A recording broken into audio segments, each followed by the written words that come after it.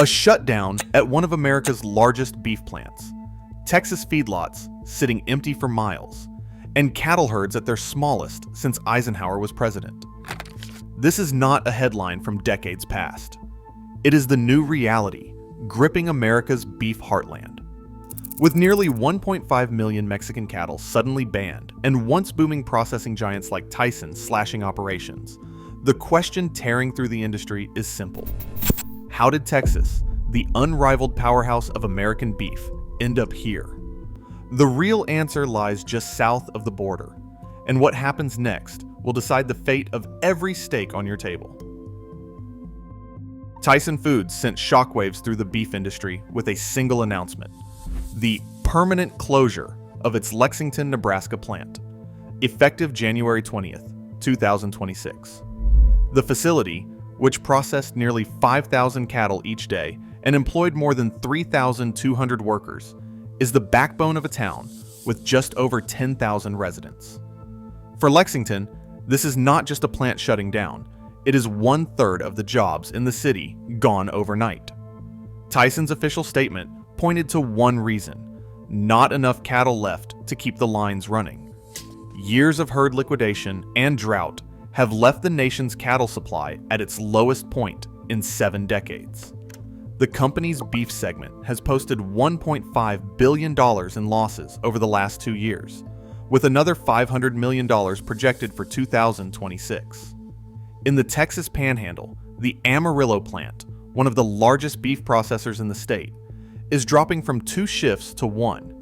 That means hundreds more jobs cut in a region where cattle are as much a part of daily life as the wind and the dust. A Tyson procurement manager described the situation bluntly: "We simply do not have the cattle to run at full capacity. It is a matter of survival for the business." Local leaders are struggling to grasp the scale of the fallout. Dawson County officials warn of a $2 million hit to local sales tax revenue, and state economists estimate a $3.2 billion annual loss rippling through Nebraska alone. In Amarillo, county judges and school board members are bracing for layoffs that threaten everything from property values to school funding. Tyson's spokesperson says the company will try to relocate affected workers to other facilities. But for many families, the options are slim. The layoffs are not temporary. They are permanent, and the pain is immediate. With plants running far below capacity and no sign of relief, the heart of American beef country is now defined by empty parking lots, silent assembly lines, and a sense of uncertainty that grows with every passing day. Texas cattle country is running on empty. The latest USDA inventory charts show the national beef herd at its lowest point since the early 1950s, with just over 28 million head reported in July 2025. Years of drought have forced ranchers to make impossible choices. Instead of holding back young females to rebuild the herd, producers sent them to slaughter, cashing out to cover rising feed and fuel costs. Auction receipts from the Panhandle tell the story.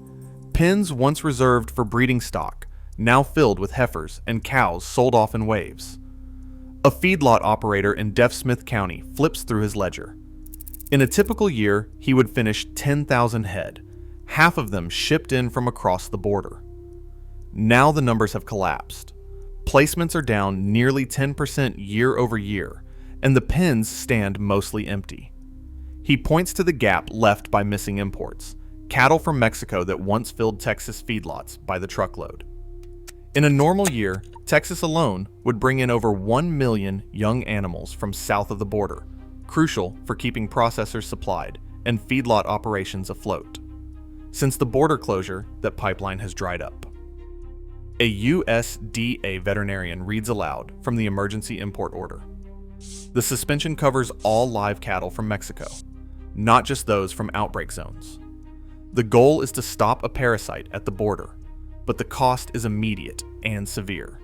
Feedlot operators cannot source replacements, and ranchers cannot move cattle downstream. The entire supply chain is jammed. Experts warn that herd rebuilding, even under the best conditions, will take years. Some say at least 5 years, others hope for 3. Either way, the math is unforgiving. With breeding stock depleted and imports cut off, the shortage is not just a blip. It is a structural choke point that threatens to reshape the Texas beef industry for the next decade. The New World screwworm is not just another pest. It is a biological threat with a history that haunts the cattle industry. This parasitic fly, known to entomologists as Cochleomia hominivorax, targets wounds on warm-blooded animals. Each female lays hundreds of eggs in a single cut or scrape. Within a day, the larvae hatch and begin to burrow into living flesh, feeding on healthy tissue and spreading rapidly. Untreated, the infestation can kill livestock in less than a week, leaving ranchers with devastating losses. For decades, the screwworm was a constant danger across the southern United States and Mexico. In the 1950s and the early 1960s, cattle producers lost hundreds of millions of dollars each year to this parasite. The solution came in 1966, after years of trial and error, with the sterile insect technique. Scientists released millions of lab-raised, sterilized male flies into the wild. The sterile males mated with wild females, producing no offspring and gradually collapsing the population. By the end of the decade, the screwworm was declared eradicated from the United States. It was a landmark achievement in agricultural science. To prevent its return, a permanent barrier zone of sterile flies was established in Central America, maintained by international cooperation and constant vigilance. Now that legacy is under threat. In late 2025, Mexican authorities confirmed screwworm cases in Tamaulipas, less than 200 miles from the Texas border. Dr. Alejandra Torres, a senior animal health official in Mexico, described the outbreak as the most serious resurgence in decades, with more than 3,000 cases reported nationwide by July. Despite emergency releases of sterile flies and movement restrictions, the parasite continues to spread northward. The proximity of these outbreaks to the United States border has alarmed both Mexican and American animal health agencies. As Dr. Torres warns, if screwworm crosses into Texas, the consequences for livestock could be catastrophic. Governor Greg Abbott stood before reporters in Austin, declaring the screwworm outbreak a national security crisis. His warning was blunt.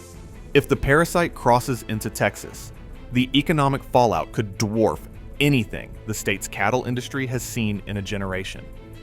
He called for immediate federal intervention and the creation of a specialized Texas screwworm response team, led by Dr. Monica Salazar, a veteran state veterinarian. Within hours, Salazar's team was dispatched to the border, setting up surveillance posts along the Rio Grande and coordinating with USDA officials to monitor livestock for any sign of infestation. At the same time, the shockwaves hit grocery stores. Price surveys from Dallas to Houston showed ground beef topping $6 a pound, with ribeyes and sirloins running between $15 and $20 per pound, an increase of up to 20% in just a few months. For many families, beef is quickly sliding out of reach. Retailers report shrinking selections and periodic shortages, especially of premium cuts. The price hikes are not just a temporary spike. They are a signal that the underlying supply problem is deep and persistent. Dr. Ethan Warren, an agricultural economist at Texas A&M, laid out the numbers in a recent briefing to state lawmakers. If screwworm establishes a foothold in Texas, he projects eradication costs could stretch into the billions and take decades to complete.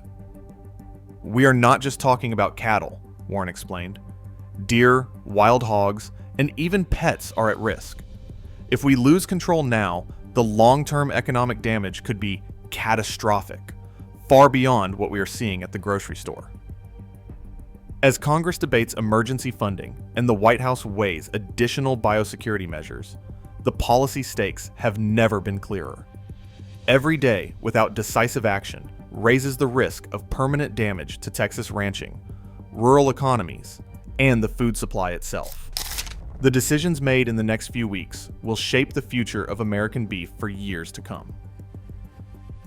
Today, every empty Texas feedlot signals a disruption that stretches from ranch to dinner table. As screwworm barriers falter and herds dwindle, America faces a future where beef is scarce and food security is no longer a guarantee. The stakes have never been higher. Share your thoughts below.